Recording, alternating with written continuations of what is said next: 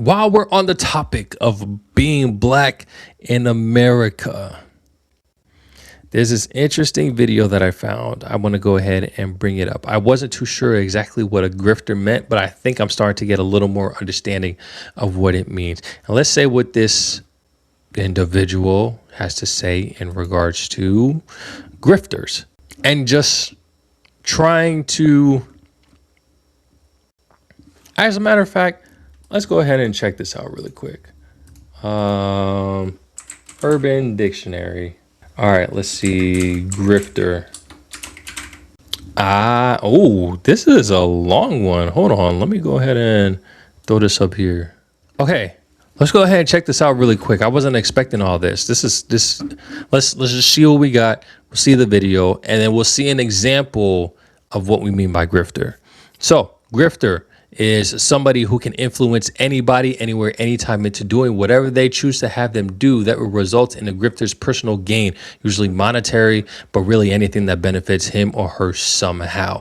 It's absolutely not all of these technical things that puts a person in a specific box or particular genre of criminal. This person can literally become anyone or anything they want to, not necessarily a sociopath, but I'm sure it helps to be dead inside. Honestly, yeah. And what they mean by dead inside, as in you don't care for anything, thus you don't care for other people. That's the only way that you could really be a grifter, because you're manipulating, misusing other people for your own gain. That's what we mean by dead inside. Learning other people and how they react to any given situation is a must, because that is the core of how a grifter is, a student of human behavior. And once they have that mastered, the world is their playground. Interesting. So as always, guys, like, subscribe, and hit that bell. Let's just go ahead and get into the first video and see exactly the terminology of grifter and why it seems like we see this a lot in the black community. I'll say my piece about that. Or not my piece, I'll say my perspective about that later. Let's go ahead and check it out. I already know a lot of people are not about to like what I'm about to say, and that's cool. But grifters are one of the worst things that happen in the black community in the 21st century. I'm not saying this to be put on a pedestal. I don't need the applause. I'm only saying it because it's real. Because when you look at the data and the wealth gap, the business survival rates, the home ownership rates, the marriage rates, the overall condition isn't where it should be, in my opinion. Then you come online and it's grift after grift after grift after grift. We got relationship coaches who aren't in relationships, real estate mentors who don't do real estate, entrepreneurs whose only business is selling courses about entrepreneurship, pro-black voices scamming other black people, religious influencers monetizing their faith more than actually living in it, people constantly telling women, don't date a man if he make this kind of money, like that's universal wisdom. People telling others to quit stable jobs while their own stability comes from selling motivation. Meanwhile, real people are losing real savings, getting evictions, quitting jobs without a plan, and destroying stability chasing an image. This is not about attacking entrepreneurship or attacking self-improvement. It's really only about exploitation. And I think it's so important in these times for people to understand that degrees still matter, licenses still matter, certifications still matter, track records still matter. It's important to stop buying into aesthetics without seeing any evidence. If someone is teaching love, verify that they have love in their own life. If someone is teaching business, verify that they actually made money from running a business. Confidence, it shouldn't come from buying into someone else's illusion. Discernment isn't hate, accountability isn't betrayal, and verification isn't negativity, it's maturity. And if we actually care about the community, it's time for us to raise that standard. Very interesting. That's very interesting. Let me give my 2 cents in regards to that situation. And you guys let me know if you think differently. As he was talking, my whole thought process about this is I think the issue becomes what we're able to do as a capitalist nation. Before, you would work your jobs, you would work at a business, you would work at a company type thing, and you would, essentially do your business.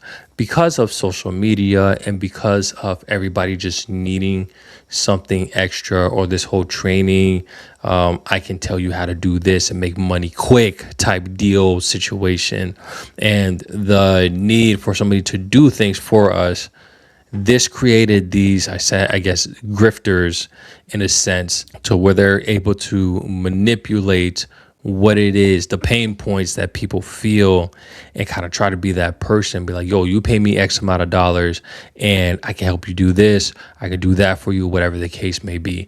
That's different from somebody that's actually providing a service, because you can debate that. You can actually see the service that they're providing and then determine if you're going to stay with them or not.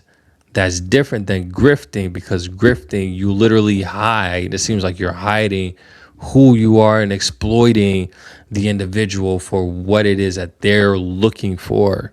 And a lot of times they may not even see it. By the time, it comes down to it, you already paid X amount of dollars before you didn't really see no return in your investment. When somebody's providing a service, you see that return once the service is complete. But it seems like with these type of positions, there's really no finding exactly what the service is, or the return on the service. So you just keep paying into it type thing. And that's not okay. So interesting perspective from me. Not really interesting perspective, but the thing that I've come to realize, and that really, really, really bugs and gets on my last nerves, is that I don't find white grifters.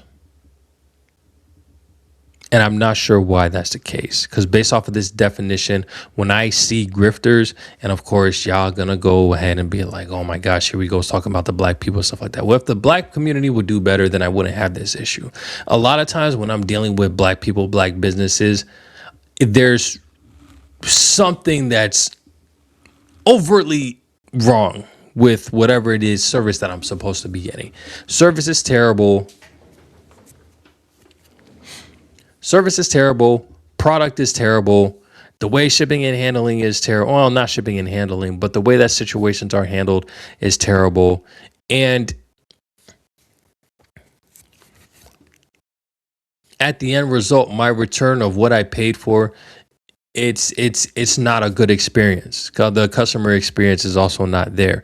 It's there. I will go to establishments where I may see this with the white counterparts, but it's not nowhere near as much as when it comes to those of the black descent. It is what it is. We see these stuff I see this stuff happen all the time, and I've experienced this stuff myself all the time, anytime when I'm going somewhere. And people wonder, like, when it comes to the whole DEI hire and this, that, and the third, it's like, yes, DEI hire is good to an extent, but it really has to be based off of like merit, not just the fact that you're a specific race. Because again, I've seen plenty of times going to stores, getting a service from, I don't know, from anywhere that requires some type of service. Heck, like even when it comes to when I'm going to the dealership, and like let's say for the dealership in Stone Mountain where we took the car, I took the car to the dealership in Stone Mountain, where majority of black people, because Stone Mountain is majority of black people, and the service that I got was terrible. Damn near jacked up the car even more than it already was. I had to go to Duluth, where it wasn't just all black people. I got way better service. They fixed the issue that the black people did, and it was seamless. That's just one experience. When I go to certain fast food restaurants, or wherever it may be, if I'm dealing with the black people, I know that more than likely the person is going to be ghetto, not speaking the best of English, not really paying attention to what it is that I'm doing, and just not providing the best customer service. The white person, all they do is just take my order, they go do what they got to do, and then they come back. Unless they're Gen Z, then they doing all the most weird stuff. And then that's a whole different issue. That's just a matter of age. But again, going back to the whole race thing, it's something about the black community when it comes to the idea of these grifters I don't really see in the white community like that at all. So it makes it harder for the black people, because you have black people that go to black people and be like, dang, that's why I can't stand doing things for black people. They say support the black business, but then they keep doing this type of crap. I don't know how many times I've said that and how many times I've heard other people say that. So there's something with the black people that, again, we are doing incorrectly, and I'm here to kind of point it out so that we can try and do better, guys, because we can't keep complaining about white people this, white people that, but we don't want to get our stuff together. Gosh. So, prime example, I have a video about apparently a tax preparer that kept the money, left client owing thousands to the government. That's allegedly. But let's go ahead and check out this video and see exactly what they're talking about. Cases never filing returns at all. Just some of the allegations taxpayers in one metro Atlanta community are making against a local tax preparer. And they reached out to Channel 2 investigative reporter Ashley Lincoln and told her they now owe thousands of dollars to state and federal agencies because of it. I checked with the federal government. You know what it is when it comes to people that are doing any type of fraud and stuff like that. Once they're confronted, and this is my thing with everything. If you're guilty of something, and the clear indication for me if somebody's guilty is if they do not respond. If they don't respond, they don't say anything when confronted and stuff like that, try to clear the air, try to clear their name and stuff like that. Instead, they don't respond. Then to me, that's a clear indication that you are guilty. And we've seen it, and I've seen this countless times before. And of course, at the end of the day, they ended up being guilty. But let's continue. And learned the company doesn't appear to have the proper credentials on file, something these customers say they wish they would have known before trusting this business with their money. That's evil. That's wicked. It's very sad, and it also hurts my trust in small businesses. These taxpayers say they question the credibility of Whitland Tax Service, owned by Jahia King. When we go to a tax preparer, we're asking you to do things on our behalf. Channel 2 first reported on complaints last year after Donna Hines says she paid $15,000 for her 93-year-old mother's taxes. Every month she would have $1,000 withdrawn from my account. Hines filed this police report alleging that money went directly to King and her husband and not the IRS. I sat down with her again last month. Her mother has since passed away, but Hines says she's still fighting to clear thousands in tax debt for returns she says was never filed. If I had paid it on time, it would have been about $6,500. It is now $28,000. I went back to her to do 2024. This customer asked not to be identified for safety reasons. She says King told her tax returns from 2020, 2021, and 2022 needed to be corrected, promising a large refund. So collectively, it would probably be about almost $40,000. Does that sound realistic to you? It didn't. She says letters from the IRS started arriving with warnings of incomplete filings. They are submitted, but they're not complete. She hired a certified tax professional who discovered falsified COVID tax credits on her return. She says when she asked to receive her returns, they were heavily redacted. She said like my amended returns are like the Epstein files, so much redacted information. When I checked the IRS database, neither King nor her husband appeared to have a prepared tax identification number, a federal requirement for tax businesses. P-10s are issued by the IRS to tax preparers every year. Tax expert Shauna Pope. A legitimate tax preparer is going to review your files, review your income, ask questions, and not make any personal guarantees or promises. Customers say they can never reach King to question her, often told she's out of the office because she's sick, a claim they don't believe based on King's social media. Generational wealth, that's all I'm going to tell y'all. Workers gave me that same explanation in 2025. Are you guys saying no comment? Hold on, please. Okay. When I called this month, it was more of the same. So we went to her home. King started speaking to me through her home surveillance system as other family members. That's a pretty high-tech camera. I can't even tell where the camera portion of it is. It's crazy. Members arrived. Just stay right there, though. We will. I thought she was in the hospital. I'll tell you what you need to do. Yo, you need to leave the street. King's husband arrived but didn't want to speak on camera and denied all allegations. As you know, when the IRS comes after their money, their penalties, etc., they come to the taxpayer, not the tax preparer. You're lying to the government We have to sign off on what your lie is. And Pope says before hiring a tax preparer, customers should verify credentials, confirm the preparer's P10, avoid ghost preparers, and carefully review their return before signing. Now, the Kings deny all allegations. We did find there's one active investigation with South Fulton Police for theft by deception claims. We've also reached out to the IRS, which confirmed it's reviewing these allegations. So what can we make of this? I think one of the biggest things is that with this whole mindset and talk about grifters is that people are being manipulated, and as individuals and citizens of this country, we need to do our due diligence before we just sign up to do anything or give anybody any type of money.